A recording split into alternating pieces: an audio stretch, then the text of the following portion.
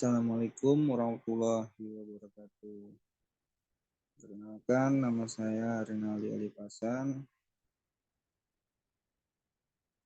NPM CH20 11108, Program Studi Hospitality dan Pariwisata, Institut Setiami.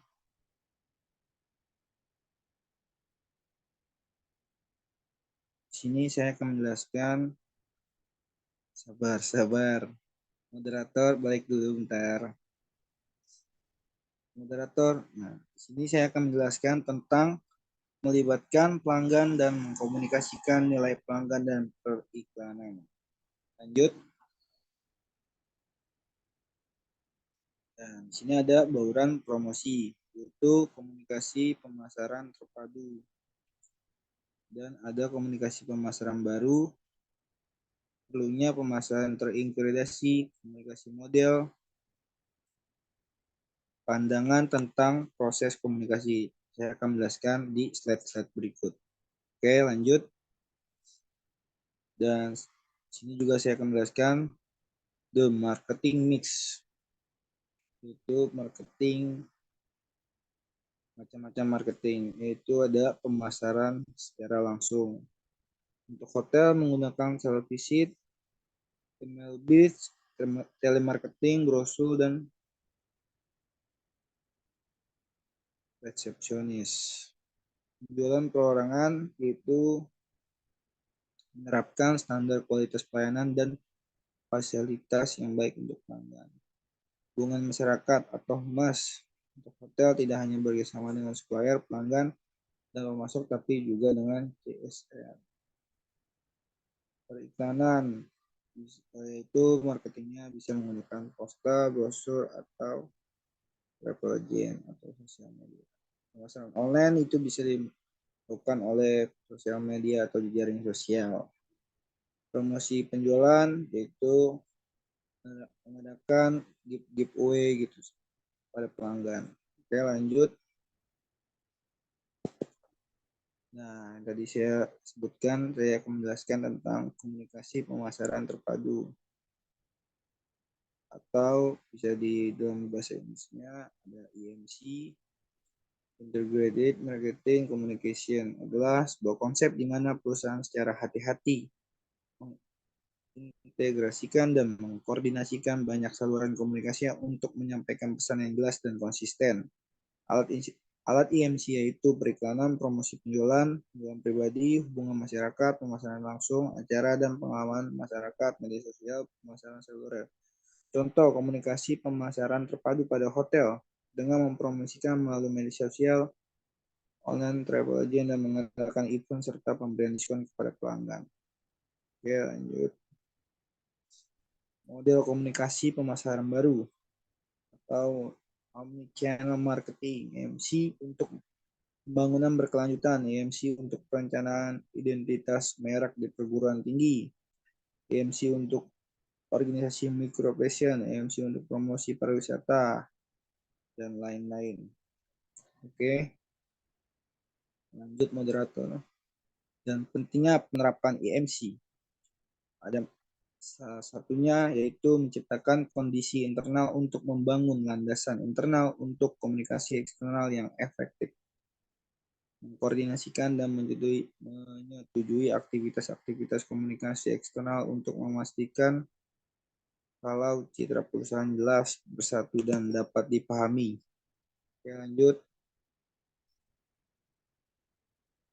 Pandangan tentang proses komunikasi, yaitu titik awal dalam proses komunikasi adalah memeriksa semua interaksi potensial yang mungkin dimiliki pelanggan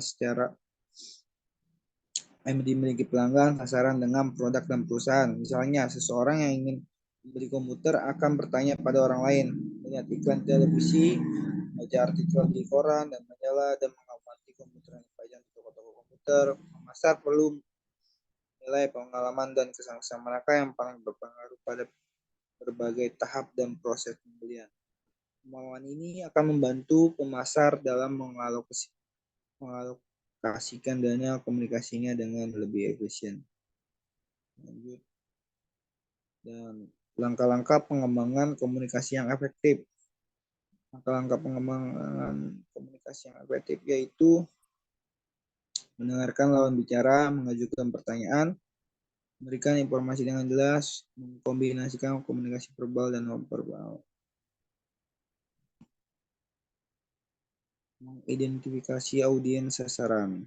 Identifikasi audiens sasaran adalah melakukan identifikasi pada pasar yang ingin kita bidik atau melakukan segmentasi pasar. Untuk pemasaran produk konsumen, variabel segmentasi utama adalah geografi, demografi, psikografi, perilaku, dan manfaat. Segmentasi komunitas internet, komunitas minat, komunitas relasi, komunitas fantasi, dan lain-lain. Segmentasi pasar industri yaitu ada demografi, variabel operasional, pendekatan pembelian, faktor situasional, dan karakteristik pribadi. Lanjut. Tujuan komunikasi. Tujuan komunikasi yang ingin dicapai dapat digambar sebagai berikut. Tujuan komunikasi dari sudut kepentingan sumber, memberi informasi, mendidik, menyenangkan, dan menganjurkan suatu tindakan atau persuasi. Tujuan komunikasi dari sudut kepentingan penerima, memahami informasi, mempelajari, menikmati, menerima, atau menolak. Merancang pesan, memformulasikan atau merancang pesan membutuhkan pemikiran atas 4 masalah, yaitu isi pesan atau komunikator harus memperhatikan apa yang dikatakan kepada audiens sasaran, struktur pesan, format pesan, dan sumber pesan. Oke, lanjut.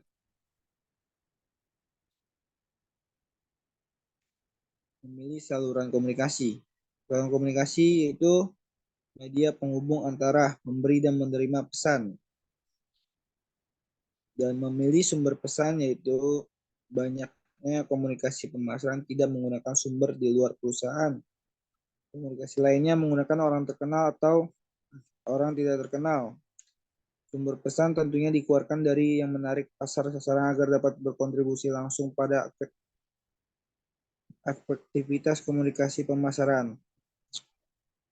Karena semakin efektif dalam menaikkan sumber pesan yang menarik pasar sasaran terhadap produk yang ditawarkan, maka respon dari pasar sasaran dapat dilihat hasilnya. Oke. Cara mengumpulkan umpan balik. Feedback atau umpan balik dalam kegiatan pemasaran merupakan hal yang paling akurat untuk mengukur sejauh mana kemampuan sebuah produk bekerja dengan baik, tentunya diterima oleh target pengguna. Cara mengumpulkan umpan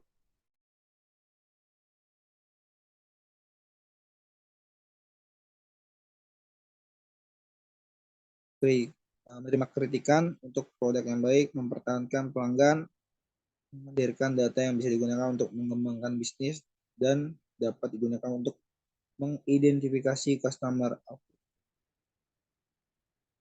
Lanjut. Di sini saya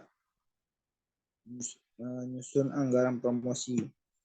Dan karena waktunya tinggal dikit lagi, mungkin saya percepat ya, lanjut aja.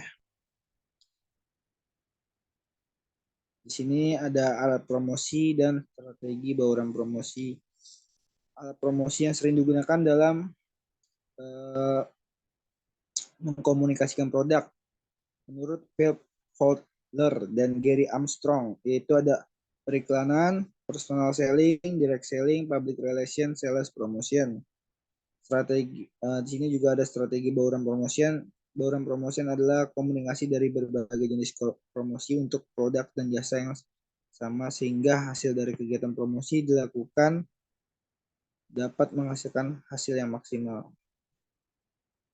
Oke, kita percepat aja karena Zoom kita tidak premium, jadi ada waktunya kan. Lanjut. Di sini juga ada iklan. Iklan adalah komunikasi yang berbayar, yang bersifat non-personal dengan menggunakan media sebagai sarana untuk menyampaikan kepada individu atau organisasi. Oke, lanjut. Keputusan utama dalam iklan. Nah, di sini iklan juga ada keputusan. 5 keputusan utama dalam periklanan yaitu ada mission, yaitu mission menetapkan tujuan periklanan, Ada tentunya ada uang dan pesan, media, dan measurement, yaitu evaluasi atau keefektifan periklanan. Dan kita juga bisa menetapkan tujuan. Ada 3 elemen utama untuk menetapkan tujuan iklan, yang terdiri dari pesan yang tepat, orang yang tepat, dan waktu yang tepat. Oke. Mengembangkan strategi periklanan. Strategi pengembangan dengan iklan yaitu menetapkan tujuan iklan, anggaran, memilih media iklan seperti media sosial, membuat pesan iklan, pesan yang menarik audiens, membuat pesan iklan yaitu iklan natif yang ditampilkan di pesan anggota, link ID yang ditargetkan, iklan pesan meletakkan satu tombol tindakan atau JTE. Buatlah pesan dengan singkat, padat, dan jelas. Menaruhkan hyperlink atau tautan aplikasi hotel. Hindari karakter tanda baca. Oke, lanjut. Memilih media iklan. Ketika memilih iklan, UKM harus mempertimbangkan faktor-faktor yang krusial seperti karakteristik dari kelompok target, pelanggan, ukuran pasar, dan biaya iklan. Mengevaluasi efektivitas periklanan dan pengembangan iklan. Ada 2 efek iklan, yaitu efek komunikasi dan efek penjualan. Oke, lanjut. Investasi. Besarnya investasi yang diperlukan untuk membangun proyek hotel bintang 1 dengan jumlah kamar sebanyak 60 kamar diperkirakan sejumlah 30 juta sekian, yang digunakan untuk membiayai bangunan hotel berikut prasarana dan sarana bangunan seperti perlengkapan dan utilitas kendaraan serta untuk kebutuhan modal kerja. Besarnya investasi yang diperlukan untuk membangun proyek hotel bintang 3 dengan jumlah kamar sebanyak 75 kamar diperkirakan sejumlah 42.639.343.443.443.448 yang digunakan untuk membiayai bangunan hotel berikut prasarana dan sarana bangunan seperti perlengkapan dan utilitas kendaraan serta untuk kebutuhan kerja. Oke, mungkin itu saja yang bisa saya sampaikan. Selebihnya kalau ada pertanyaan bisa komen di bawah atau bisa isi langsung ya. Oke, terima kasih. Assalamualaikum warahmatullahi wabarakatuh.